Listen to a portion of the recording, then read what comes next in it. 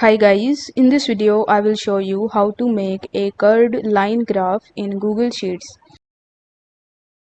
In order to do this, you first need to launch your Google Sheets project.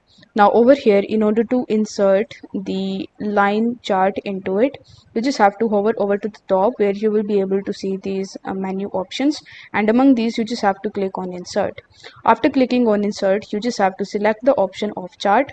After doing so, by default you will be able to see the bar chart in front of you, but as we want to add the curved line graph in our project, you just have to hover over to the right hand section where you will be able to see the option of chart type. So you need to click on the chart type option, and here if you scroll down a bit, you will be able to see the line graph option as well. So over here you just have to click on the line chart, and then it will create a line chart for you. If you are not happy with it, then you just have to select the second one, and as you can see that this is our curved line graph in Google Sheets. So I hope this video was helpful, and if it was, then don't forget to like the video and subscribe to the channel.